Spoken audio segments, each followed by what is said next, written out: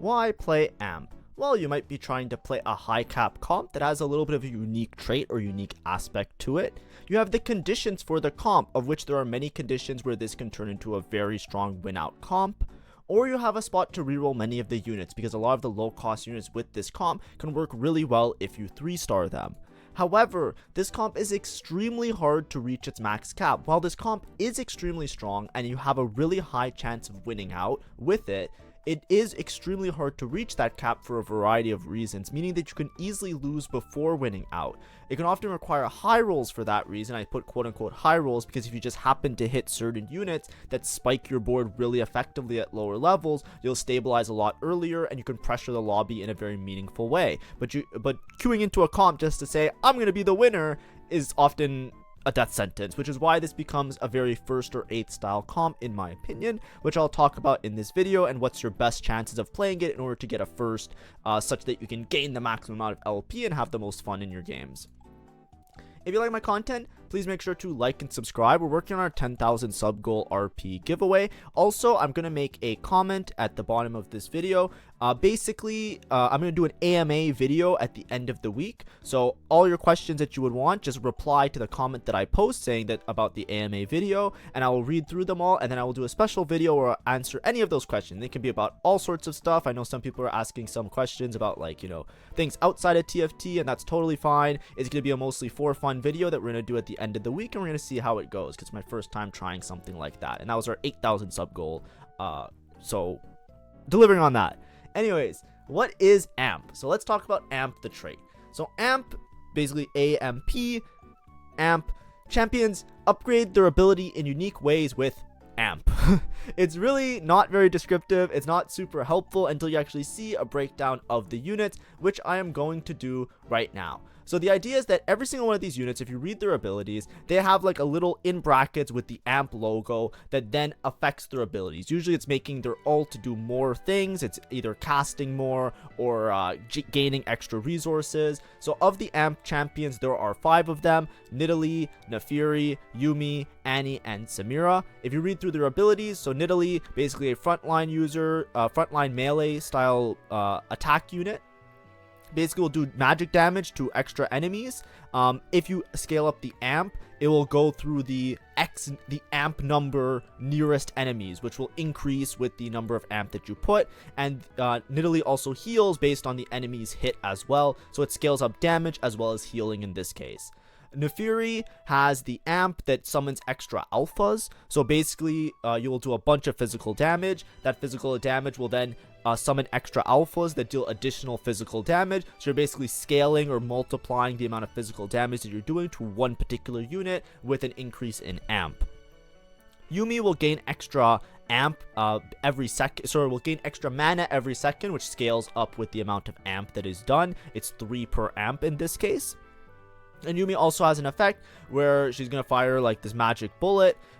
Basically you're going to do magic damage, and then you're going to do magic damage to another unit, and then if they're marked, so basically they get marked every time you hit them with an ability. If they're already marked, which means that you hit them already, then you're going to deal an extra amount of damage. So she's really good at scaling by just multicasting, because she'll mark somebody and then hit them again and then hit them again and do more damage to them. Annie scales up her A.M.P by summoning extra mini fireballs. Tibbers also scales a little bit off of A.M.P, I think, but maybe it's wrong. I see it here, but I don't know too much about the Tibbers scaling with the A.M.P. But basically the main thing is that she'll fire extra fireballs with the A.M.P. The fireballs basically is a good chunk of her damage where she's hitting additional or extra units, and that can basically scale up the Annie to do more damage. She'll fire a fireball and then mini fireballs, and then after forecast she'll summon Tibbers that will be next to the target that she's doing. Tibbers works as like a frontline unit, but also does an insane amount of damage, and most of Annie's damage is tied a lot to this Tibbers summons that does this extra magic damage. Then you finally have Samira. So Samira does these extra bullets per A.M.P, so 2 extra bullets per A.M.P, which is really strong. So basically, like, she'll jump through, she'll do like her little spinning thing where she's shooting. The bullets will all do individual damage, so it actually scales her up a lot. And then after, she'll like dash back and then do like an extra like final blow to the enemy. She additionally has some extra healing and omnivamp. She becomes unstoppable when she casts her ability. She basically like just dives in, spins around, does a bunch of damage, and comes back to safety. That's typically how Samira works. So now we introduced all the units. Usually I introduce the units a little bit later, but I had to introduce them now because it doesn't really make sense if I'm just like, hey, AMP, you just get AMP, and AMP makes them amped. It's like, okay, you know, we get it. But basically with AMP, there's 5 units. There's no AMP spat, so there's no way to get AMP onto a non-AMP unit in the game currently. But basically, you have 2, 3, 4, and 5 as your breakpoints for the AMP trait, which gives you 1, 2, 3, and then 5 AMP. So it's actually a significant buff to 5 AMP. Additionally, you also get HP 100, 200, 400, so it's a big spike from 3 to 4 AMP, and then 400 to 600, which is a big spike from 4 to 5 AMP. With this comp, 5 AMP gives you so many extra of this AMP resource that you're using to scale up your abilities that your units actually become demons because you get like 2 extra on 5. So it's actually a big jump. A lot of times there's diminishing returns as you go deeper into a trait, but here there's a huge jump, which was one of the recent buffs that the AMP trait got. So just keep that in mind. So when should you play around AMP units, or when should you play the AMP trait? In reality, there are very narrow conditions to play this comp, in my opinion, which we're going to talk about when we do the whole board breakdown. But a lot of times, you're trying to itemize towards many of the different units. Both of the main backline units, so both Yuumi and Annie, if you look at Yuumi, has 30 mana, Annie has 40 mana. They both have very low mana thresholds in order to cast their ults. So a lot of times a blue buff is almost essential on both of those units. It's just a huge buff in terms of power and output damage to them. And then also scaling around AP related items can also work really well. Here I put a dual gauntlet, which is more of a Yuumi item. We'll talk about Yuumi and Annie items after when we do like the full board breakdown. Additionally, you can also play around AD units. If you're trying to play stable into reroll lines from more earlier on, then you would be playing into the Nefiri. And Nefiri is being an AD unit and just doing this massive amount of burst damage to one unit in particular instead of having an effect where it kind of spreads that damage out, similar to like Nidalee and Annie. You want to have Nefiri to have some sort of crit and just like absolutely delete units, and being a frontline unit, stuff like Edge of Night can help out really well. So this is just like a rough idea. You have a lot of flexibility with your items because there's lots of different units to itemize within this trait, but realistically a lot of times you're trying to itemize both. You're trying to itemize a Yuumi to have damage to support the Nefiri, which is also going to be doing damage. So that's usually how this board is played out. Or you're itemizing towards Samira, in which the IE and the Infinity Edge can also work really well on Samira. Samira Infinity Edge isn't that bad, or sorry, Edge of Night isn't that bad on Samira, because when she dives into the back line or when she dives into the middle of the board, she's often at risk of dying. So Edge of Night makes so that she survives that first interaction and can continue to scale and do damage into late game. Additionally, this comp works really well with certain artifacts. These are mostly Nefiri spots that make your Nefiri absolutely monstrous. So Nefiri just doing an insane amount of single target damage. Something like Spectral Cutlass, teleport the Nefiri to backline, absolutely delete them. There's other Ornn artifacts that can also work really well. So this is a comp where, you know, if you're playing in an artifact encounter, or if you have artifact option to like rip one through different means of augments, these are things that can put you in a spot to play towards this comp, because a lot of times artifacts might be a little bit more forcing in terms of exactly what you're playing because they require specific users, and some of the users are within this comp, which is nice. Additionally, things that could either give you a lot of the key items and key aspects of like key power buffs are really strong. Something like Blue Battery, which is a black market augment, works really well with this comp because you want to have a blue buff. Ideally, you want to have 2 blue buffs because you want to put a blue buff on your Yuumi, and you want to put a blue buff on your Annie if you're playing deep into the AMP trait. So something like Blue Battery that just allows all your units to cast a lot more effectively is really powerful, especially because they scale really well with AMP. And then also just getting a blue buff or augments that give you a blue buff can put you in a better spot to play this because like it helps you with your itemizations. Now that's just one of many augments. Of course, other itemization augments are good because this board has a little bit of a sum of its parts effect where all the units can basically explode and do massive burst damage. But if you're lacking damage even in the slightest, the whole comp falls apart very fast because it's very fragile, very glass cannon. Additionally, something like Shop Glitch works out really well because there's a lot of units that you want to 3-star while also pushing levels to get access to the high cost units. Something like Shop Glitch is really effective to basically reroll at different levels throughout different stages, spike really effectively in your early and mid game, and then transition that into a very strong late game. Other reroll augments can also work with a comp like this as well. So let's talk about your final board. So we already introduced the AMP trait in terms of the AMP units. I want to talk a little bit about the final boards. A lot of times, like, this is like roughly one of the final boards you aim towards, which is usually just your Strategist Amp board. Strategist Amp used to be a very meta, very strong comp when Annie was a lot stronger, and it basically caps really high because you can play around legendary units. Amp and Strategist really intertwine with the trait with one another very easily because the Yuumi shares both of those traits, and a lot of the units share traits with each other that can make a very meaningful board at the end of the game. Strategist also buffs your whole board, giving either damage amp or durability, which helps both your front line and your back line, and it can also work really well with many 5 costs, which is why in this example I'm just showing you like a level 9 board where you have a Kabuko and a Zac that can help out your front line, and they'll also benefit from having Strategist in. Usually when you're playing traits like Strategist or even Street Demon, things that give your team board-wide buffs, playing more expensive, high-cost units that are really powerful with really powerful ults are going to be really meaningful to your board. There are other variations of this comp, which I'm going to talk about. I'm going to actually show you a lot of variations, so stay tuned. If this isn't the board that you want to see, I'm just using this as a placeholder right now to kind of explain the units, their purposes, and itemizations for them. So let's start with the main carries a lot of the time with this board. So when you're looking at the amp units, we're just going to separate them a little bit. This isn't for positioning or anything. I just want to separate the amp units and talk about them a little bit. So Nefiri is usually one of the units that you're trying to itemize the most. Nefiri, usually, like, if you're going like just raw items in general, a lot of times you want to have IE on Nefiri because you just want the Nefiri to burst down and delete the opponent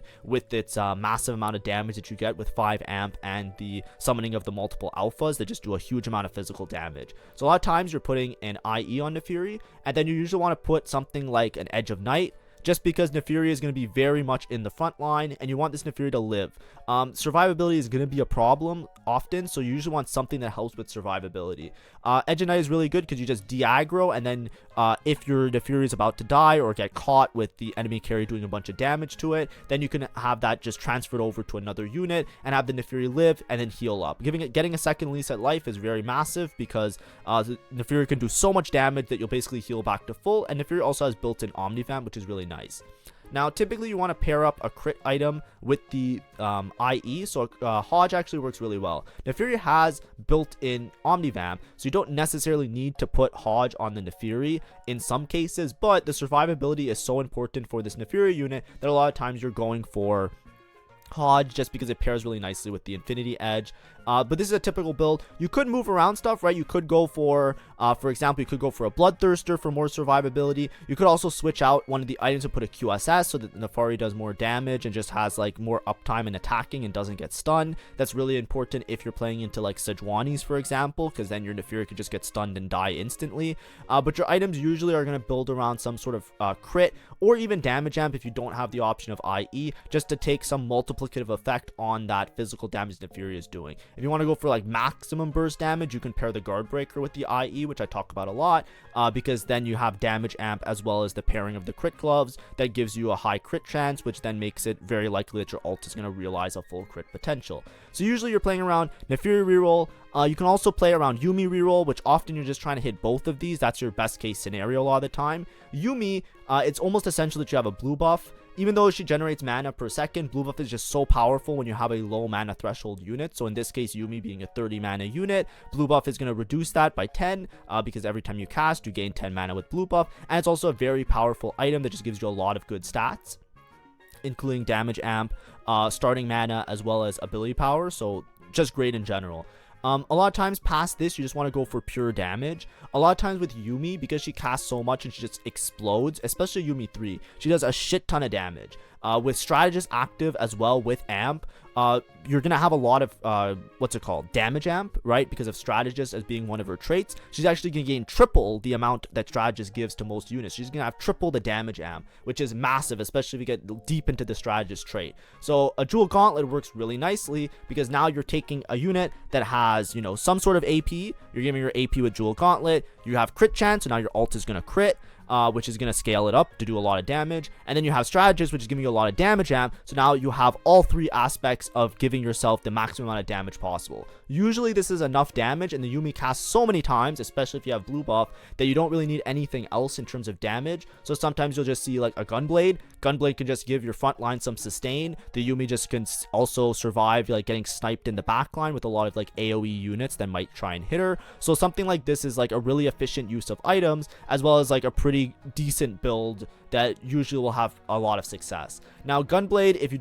want to go for more damage, if you really want to go for like massive damage, if you have a really stable front line as well, something like Archangels can work really well because we have the damage amp, we have the crit. So giving us like base AP or giving us a lot of AP is going to scale us up really effectively. So something like Archangels can work well. And then obviously you have the high roll items like Rabadons that can be really strong in certain situations. But additionally, you can also just build towards like Guard Breaker with it. But a lot of times you're just trying to go for some sort of crit item. You have damage amp and blue buff, and that's going to be your build. And Gunblade can also work out really effectively. In terms of your other units that you itemize, a lot of times Nidalee isn't itemized that great, that many times, because a lot of times you're just going to try and put your items on either Yuumi to do more damage, or Annie to summon Tibbers, or Samira to cap your board late game. Nidalee, if we're just talking about it briefly, just because I know I overlooked a little bit, frontline AP items work really well because it's going to be a frontline AP unit, and pretty much all the scaling is on AP. So stuff like your Adaptive Helm is going to be really good. It can help you to cast multiple times, which makes this Nidalee very hard to deal with and very tanky in a lot of situations. Crown Guard can also work really well. You can also put survivability items like, what's it called? A Bloodthirster on the unit as well. Finally, if we talk about we'll talk about Annie. There's a lot of units to talk about, a lot of itemizations, but I want to go through it in very much depth because I think this comp is pretty cool, and I've actually played a lot of it, so I feel like I want to, I'm excited. But Annie, another blue buff holder. If you have to choose between itemizing Annie and Yuumi, Annie doesn't really do that much damage. Even in her current state, if you have to itemize a unit, Yuumi is going to be your main damage dealer a lot of times if you have the AP items to do damage with. Annie, you mostly just care about her casting a lot. So a lot of times it's like blue buff with Nashers. Nashers is an item that sometimes is meta on a unit and sometimes isn't, but basically after you cast, you gain a bunch of attack speed. When there's a unit that really cares about getting to a certain threshold of casting, you care a lot about the Nashers dude just pumping out the cast. You don't care too much about the damage per cast, so you don't want to scale it up in the same way like I was talking how you scale up Yuumi. But in this case, Nashers with blue buff is really powerful because every 4 casts you summons a Tibbers. If you can summon multiple Tibbers in a round, that is massive because the Tibbers does so much. It gives you frontline, the Tibbers does an insane amount of damage. This Tibbers summon itself is like a large portion of Annie's damage as well because that's just like a huge nuke that you can drop on the board. So it's really effective. A lot of times when you're playing this type of board as well, for that reason, you actually go double mana generation. You go blue buff, Nashers, and Shojin because you just make it so that like she casts really fast with blue buff, Nashers gets a bunch of attack speed, Shojin, you gain the 5 bonus mana per attack, and you just cast, like you chain cast, and you just summon, and sometimes you have like 3 Tibbers up at the same time on your board, and you overwhelm the opponent with just like throwing out Tibbers, just Tibbers, Tibbers, Tibbers, Tibbers, Tibbers. Of course, there's other variations of this build. Usually it's like blue buff Nashers, and then you can even put a damage item, because her damage is okay if you can scale it up pretty well. A lot of times you put Archangels on her. This is more in the line with like Golden Ox, for example. If you're playing Annie with Golden Ox, this is like the common Annie build in that situation, because in those builds you have a lot more frontline to stabilize yourself in order to play around that. This board you sometimes lack the frontline, so Archangels can be a little bit of a bait. You want to have more explosive damage, so you care more about the Annie just throwing out the Tibbers to give your Yuumi enough time to cast, to give your Nefiria enough time to cast. Nefiria has Edge of Night, so then Tibbers will get aggroed, so you don't have to worry about Nefiria dying, and then it works out really nicely. In your high cap, if you're talking about Samira items, just like same thing. I like IE, Guard Breaker, IE Last Whisper, pair up Crit Glove items, pair up Damage Amp items, have the Samira do a bunch of damage. Now, let's talk about this board a little bit more in depth. So this board is extremely high cap, extremely powerful. This variation, like I said, we're playing around some 5 costs, pumping in extra strategists, putting in Street Demon because it's a very effective package. This board is very, very temperamental. Why is that? Because the thing is, you have to roll at a low level or a lower level in order to hit Nefiria 3 and Nidalee 3. So if you're rolling on level 6 for Nefiria and Nidalee, then you're not going to have a good chance of reaching this high cap board because you have to not only roll for the units, you then also have to level afterwards, which is extremely difficult. The other problem in the current meta that makes this comp very high roll and very difficult is the fact that it relies on a similar core as some of the other AP lines that are more geared towards level 8 lines. If you're rolling for Nefiria and Nidalee, we're talking about Nefiria and Nidalee now, we'll talk about the rest of the board after. But if you're rolling for Nefiria and Nidalee, it makes it very difficult for you to play around Nico and Samira. Samira used to be really good with this comp. When I first saw this comp, I actually talk about this comp a lot in a lot of my previous videos, especially last patch and early this patch, because I thought this comp was very strong, and I think it is. If you can hit 5 amp 5 amp is a huge spike. 4 amp is fucking dog shit, and we'll talk about that in a second. But so much of this comp relies on you hitting Samira. In the past, Samira was just known to be dog shit because she's not a 5 cost that you can easily slot into your board. That was the big issue, right? Before Street Demons were really popular, if you went to level 9, you can't just throw in a Samira and expect her to do much, because without Amp and without Street Demon, she was just hard to fit into a board. So you already had to be playing around those lines, and these lines weren't as popular, right? The first like couple days of the patch, like the set, Strategist Street Demon, or sorry, Strategist Amp was like the big comp, so then she was always played. Then it got nerfed a lot, then she wasn't played a lot. Now the Street Demons are really active. It's really hard to find Nico. She's usually going to be contested by multiple players in the lobby. It's really hard to find Samira. She's going to be contested by multiple players in the lobby now. Because these units are so hard to find, you're stuck without having a reliable front line, which is why usually people, when they play this comp, will go for Nefiri Nidalee 3-star, because at least then you have some sort of semblance of a front line by relying on the front line units. However, your max cap is going to be hurt because you're rolling at a low level. The new way that people play it is that you roll on level 7 instead. By rolling on level 7, you can roll for Yuumi 3, Nefiri 3, and maybe Nidalee 3, but typically you're just rolling for Yuumi and Nefiri on level 7, and then you have better access to high cost units, which if you high roll into a Samira, you can then play 5 strategists on level 7, push levels to level 8, level 9, and get a lot stronger. Sometimes you can also roll for this comp on level 8, and you can just go for Yuumi and Annie 2-star, and play around these two units if you have primarily A.P items. And the Annie, if you have enough items for both Yuumi and Annie, then you could work out like a comp that works out with these units. Annie primarily is just going to be summoning Tibbers, which can help with your front line. She's not going to be doing as much damage, so you really need to have the Yuumi, and in order to hit your max cap, you're going to have the Yuumi 3 in order to like fully realize some damage potential. And then of course you can cap out around some of the 5 costs or play around strategists. There are other variations of this comp, and there are certain conditions that make it a little bit easier to hit. If you're just playing it raw like this, I'm going to be completely honest. As much as I like to advertise and believe in this comp, I would never recommend playing this comp as is, just showing you like it right now. If you want to play it, that's fine. If you disagree with me, that's also fine. I do not care. I feel very confident that this comp is hard to play and very hard to hit. And if you're a beginner player, I would caution you greatly to play it around this. So when should you play around the comp? A lot of it comes around these two units and having an exceptionally good spot that puts you very far ahead in your early game to play around these units. Cue in Exotech. Exotech is a really efficient early game trait that you can often use to cap out your board late game with.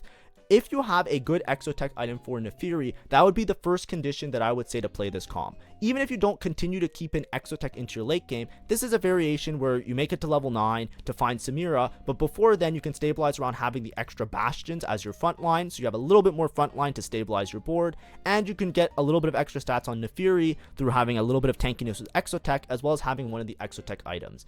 Because we already talked about the Nefiri items that are really good, some items that work out really nicely for Nefiri in terms of Exotech are Hyper Fangs, which can take the place of a healing item. It basically just gives you a bunch of extra stats and a bunch of extra healing. So your Nefiri, I'm going to put two Nefiris here, one with each of the Exotech sets. So if you have Exotech Hyper Fangs, it can work really well on Nefiri, so you'll play something like this. It will be Hyper Fangs, and then you'll just go for your crit, which is really important, and then your last item, a lot of times you will just still have to put the Edge of Night to make sure that Nefiri doesn't die, because a lot of your damage is going to be tied to that, and then you can play around Nefiri reroll. The other Exotech item that can work really well with Nefiri is Pulse Stabilizer. So Pulse Stabilizer is basically like a better Infinity Edge. So instead, you would swap out the Infinity Edge, and then you would be going Pulse Stabilizer, Hodge, and Edge of Night. These are things that can help you a lot because it gets your Nefiri online a lot earlier if you have an Exotech item that works. I would personally not play this comp unless I had one of the Exotech openers, or if I have an Ornn Artifact. Ornn Artifacts also can work really well for this Nefiri. So if we take Nefiri and we give an Ornn Artifact for the unit, it'll look something like this. Often the best item is going to be Spectral Cutlass. Spectral Cutlass just puts you... Nefiri has insane one-shot potential. Nefiri can just run up on a unit and one-shot them absolutely to the end of the earth, right? They're just dead instantly.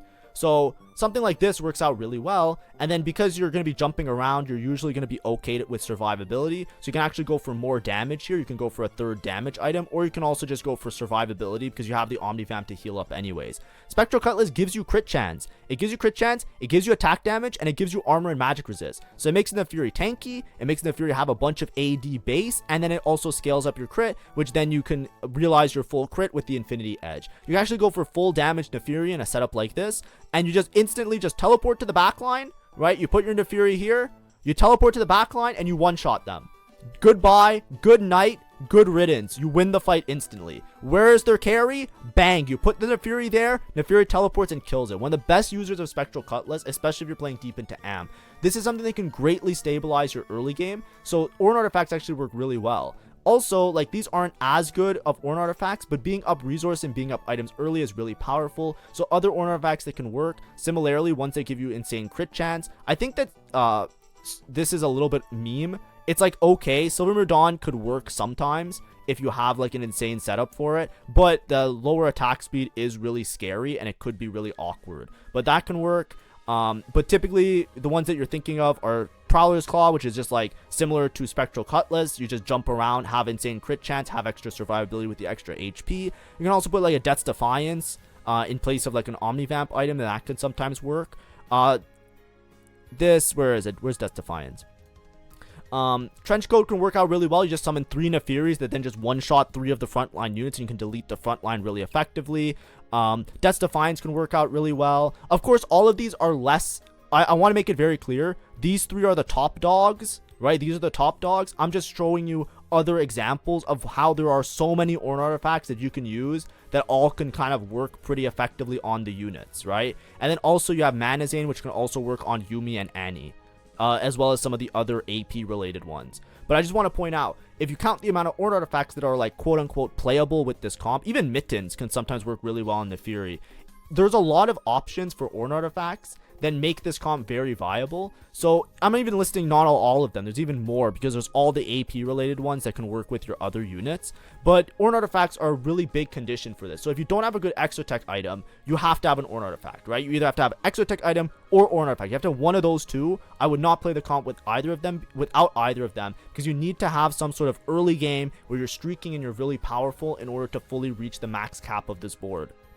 So here, Ornn artifacts and Neferi items can work really well. And then in your early game, you can play around this. Additionally, your early game, you can also play the Nitro Exotech line. Now, I don't recommend this comp too much unless you have a really good Nitro spot. For example, if you have one of the Nitro-related augments that exist. So, you know, like Nitro, like Polished Chrome could be good sometimes, as well as spare parts, right? The turret is absolutely massive and it can scale you really well into late game. These are really good Nitro related augments that can work well, as well as like no scout, no pivot, stuff like that, just generally good for rerolls. No scout, no pivot. These type of options can make the Nitro board a little bit better. I would not recommend this board because it makes it very hard to cap very high, but with this variation, you're playing Exotech Nitro, and it's the same thing. If you don't have good Neferi items, don't play this comp. Neferi is going to be your main carry. Jhin can also work as a carry, but a lot of times you can play this board and then transition to this board later, right? You can play this board and then you can eventually reach this version by just selling the Nitro units later. Nitro is really good early game because you get the extra unit on your board, but you just don't have to commit to like upgrading and level and hitting all of these units. You can instead pivot into A.M.P, right? You don't have to play 4 Nitro, you don't even have to play Jhin at some point if you find a Sejuani, and then you can drop them and you could slowly pivot that board into this board, which is going to be a much higher cap version of the board.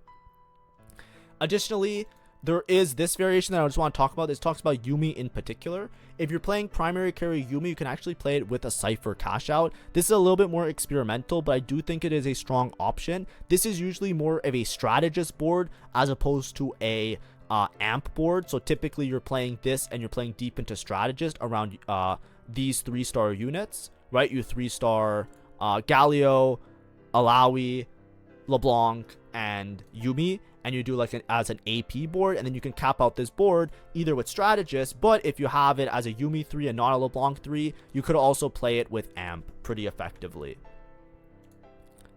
But this is just another variation that I want to talk about. Coming from a Cypher cash out, it works really well if you're like rolling on level 7, playing Cypher, get a big item cash out where you have a lot of items to play around, and you have a lot of Yumis that you then want to play, like this Yumi LeBlanc style board. You can fit in Bastion Vanguard's front lines, fit in Anima Squad, and just kind of carry it from there. And then based on what units you hit, commit to either Strategist or commit to A.M.P. But anyways, let's just talk about the main problem with this comp. So I'm talking a lot about I would only play it in these spots. I really want these situations to work out really well. I really need these units to be strong. If you look at the, like, I'm just going to pull up stats. I don't want to scare anybody off. When I pull up these stats, I don't want you guys to like hyperinflate or misconstrue what I'm saying about the stats. I just want to show you how ridiculous the numbers look when you compare the low cap versions of these comms with the high cap versions of these comms. I'm using it as an illustrative purpose, not to say it is right because it is in the stats. I want that to be very clear because I don't want beginners to get baited by this. But either way, if you look at 2-3, usually you're going to hit like 4 A.M.P, right? If you hit 4 A.M.P, that is playing everybody minus Samira, which is going to be the chase unit that's going to be hard to hit. It is ridiculous how easy it is to go 8th with this comp. The stats for this comp in general are really good, right? If you just go on like, I don't know, like top comms on any website that you look at. If you go on any website, everyone's going to tell you, Naafiri reroll, A.M.P Naafiri, it plays above a 4.5, high top 4 rate, high win rate. This comp's busted. If you look at like Strategist A.M.P as well, it has similar stats, right? A lot of the, like A.M.P, Nico, Annie, 4.7, it's so strong. You need the Samira. Like you can play it without it. Maybe you'll be fine. I'm telling you guys now, this comp is like one of the biggest Samira checks. It is so funny when you look at the stats. Everybody that plays this comp, you just go 8th. Like 90% of the time. Like it is so likely to bot 4. This is ridiculous. And then look at 5 A.M.P. Ready? It's like inverted pyramid. You have an insane first rate. This comp is very difficult to play in your mid game because it actually just sucks. You don't have enough front line and you don't have enough damage. And the spike with 5 A.M.P is actually so massive for the team, which is why I always caution people when trying to play comps like this. Now, I thought it was a little bit more stable than it was when I was originally advertising it. I know some of you might have seen like my top comps to play to rank up if you're playing set 14.3. I would like to formally apologize. I tried it out. This is not a comp that you can easily play to rank up in set 14. This is a little bit of a difficult comp to play, and I caution beginners to make sure you have something of a good spot. Whenever you see something like this, where there's like a huge dependence on one particular unit, of course, like I said before, don't misread the stats. A lot of the stats, like a good portion of the reasons the numbers look like this, is because of the inflation of it being a 5 cost, right? There is no A.M.P spat. So all of these people that reach 5 A.M.P means that they have a Samira on their board. So if they have a Samira, they reached a high level and they also have a Samira. That's like a very big reason why the numbers look like this. I just using it more for like a comedic and illustrative purpose. So please don't like, you know, I don't want to like spread the word of like, don't play this comp unless you have Samira. It's like, you can play it, but I'm just warning you, like, you know, you gotta be careful because a lot of the power spike is in 5 A.M.P. So what does that mean? It makes it really awkward because if you're trying to play a comp like this where you make it to level 8 or level 9 to have good odds of finding a Samira, you're also being contested by a lot of the lobby. In the future, like if you're watching this and it's not 14.3, let's say it's 14.4, maybe you're watching this like May 10th or May like 20th or something. If you're watching this at a later date, it might be easier to play this comp. The comp is very strong. However, Samira is very contested in the current landscape of the game. Nico is very contested. So a lot of times you're playing the comp without those units. So your front line is entirely dependent on your damage dealers, which usually requires you to hit Naafiri 3, so you're usually rolling at a low level. The Annie and the Yuumi, this won't sustain your Annie and Yuumi in order to actually clean up shop, because Yuumi takes a little bit of time. She casts a bunch, but a lot of her damage is she hits the person one time, then she hits them another time because they're marked and they deal extra damage to the marked enemies. So she usually has like this twofold casting effect, which makes it really awkward for her, especially at certain stages of the game if you don't have her at 3-star really early on, for her to consistently just wipe out units and delete them. So it makes it a little bit of an awkward comp to play, because you want to roll low level to like make sure your front line's stable, but then you also want to roll high level to make sure that you get the units that cap out your board properly. What I would always recommend is to make sure you have an insane spot. playing this comp from a win streak or playing it from very far ahead is going to benefit you dramatically. If you have a spot like this where you can play around the Nefiri and stabilize hard around the Nefiri, you might not even need a Nefiri 3-star because you're going to be so stable that you can probably afford to greed, and instead of rolling on level 6, you can roll on level 7, which gives you a higher chance of hitting those high cost units that you need in order to cap out your board. A lot of the times the win condition for this comp is to hit Nefiri 3, Yuumi 3, and find a Samira eventually. If you have all 3 of these in addition to the rest of your board, then you are probably going to win, because the 5 AMP with 2 3-star damage dealers that scale really well off of the AMP trait is going to make you win the game. So you can go first, you can bang out first, you can climb thousands of LP easily, but it's not so easy because you need to find the Samira and you need to hit these units. So you should only really play this, in my opinion, from a very strong spot.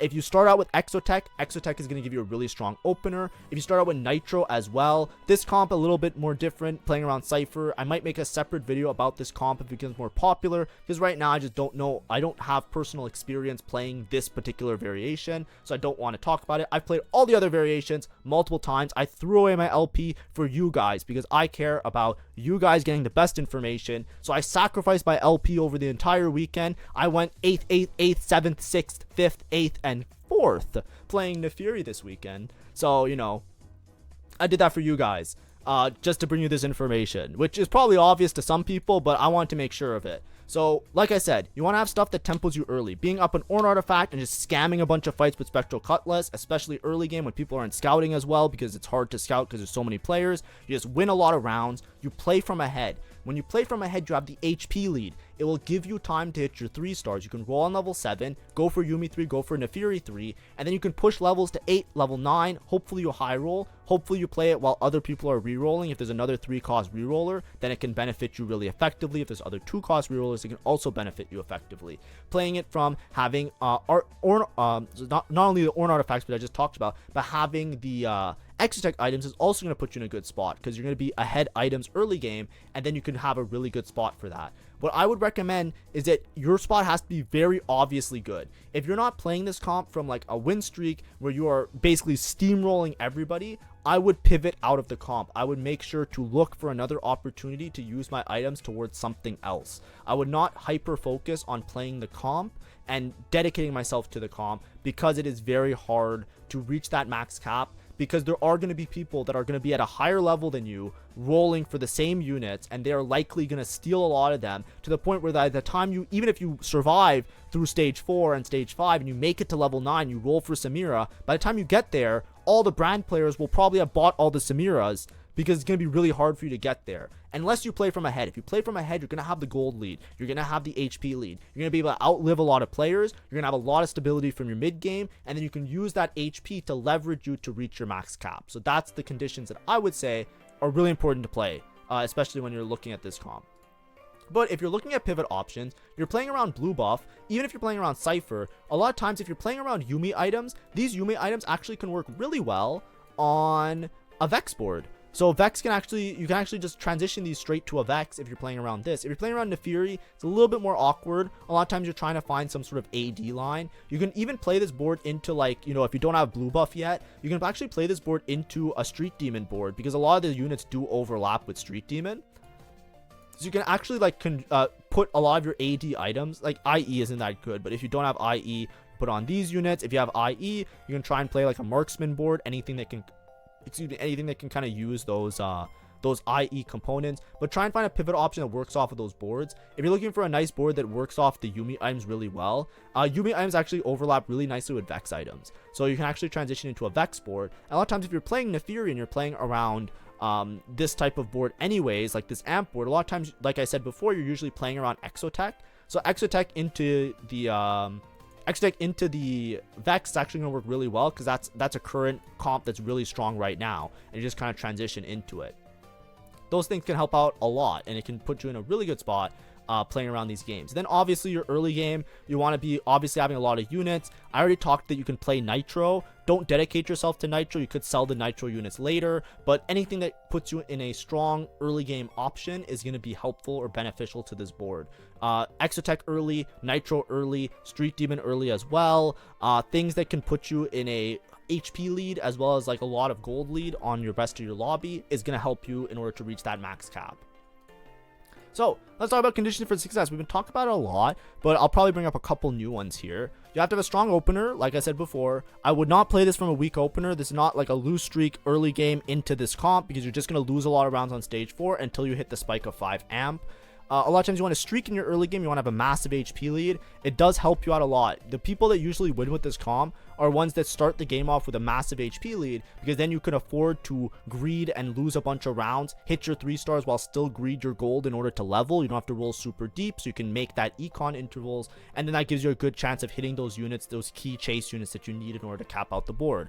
Ideally, you want to have all of these things. Like I was saying before, you want to have good Nefiri spot with Exotech and artifact items. You want to have a good Yumi spot, I spelled it wrong, but spot, with copies and tiers, right? Lots of tiers for this comp. The more tiers, the better. Augments that give you tiers can also work really well. And you want to have natural upgrades that can help you to push levels. Something that is often overlooked, a comp like this where it spikes so hard off of being high level while also having 3 stars. Of course, you can say that about a lot of comps, but this comp works really well with it. There's different encounters that actually can help out with this as well.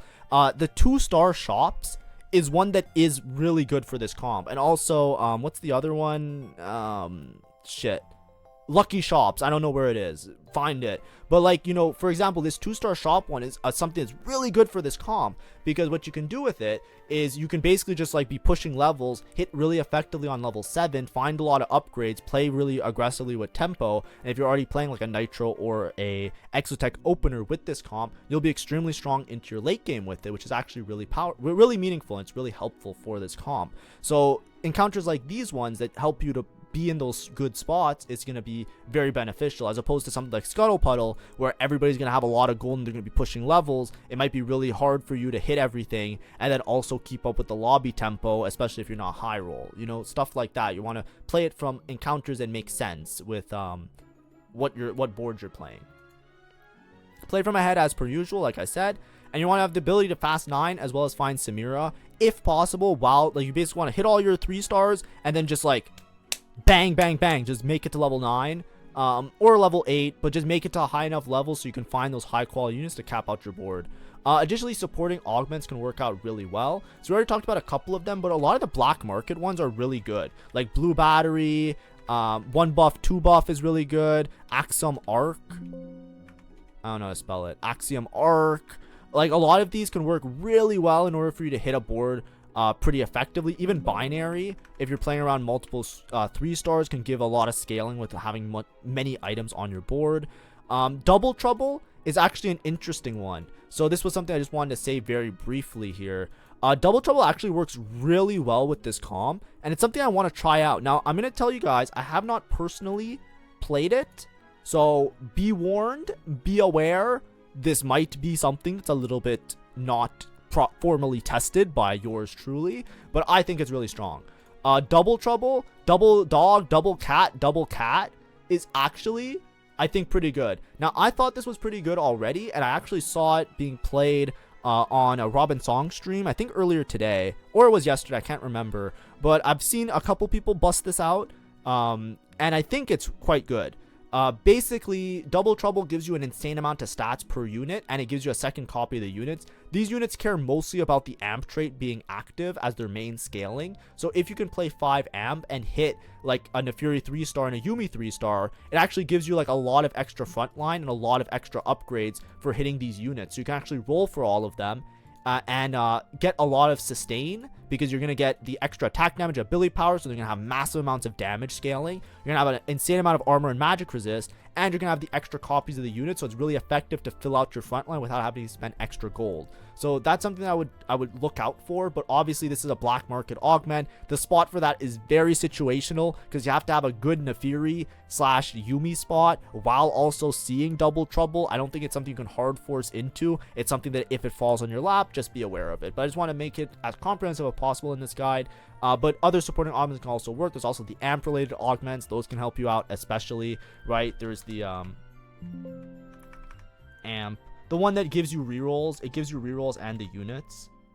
Overclocked, right? You get your AMP champions, gain 1 extra AMP if you have 3 items. This works really well in high item encounters like Scuttle Puddle. And then you also gain 4 rerolls. So if you already have a spot where you have Neferi and Nidalee, and this gives you 4 rerolls and it pairs you up on the units, this is the type of thing that can help you to tempo really effectively and also give you a massively high cap because they scale so effectively off of their AMP traits. Thanks for watching. Hopefully this was informative. I tried to cover as much of this comp as possible. I was working on it a lot. I made sure to try it out a lot because I thought this was a really cool trait. So, you know, there's a little bit of my own love going into this one. But of course, you know, it is what it is. Be careful out there.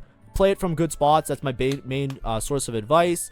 And it is a very complex and interesting comp. In the future, if Samira is a little bit less contested, I think this comp will do a lot better because I think it is extremely strong. I think, you know, if you hit the 5 AMP, everybody upgraded final board, there's very few boards in the lobby that can actually beat that. It's just an overwhelming amount of damage. So it is very high cap. It is very strong. You will be successful with it. It's just a matter of getting there, right? It's about the journey to the final board. We all know the final board is strong. Getting there is the problem. So be careful out there. Thanks for watching. Have a great day and see ya. Bye-bye.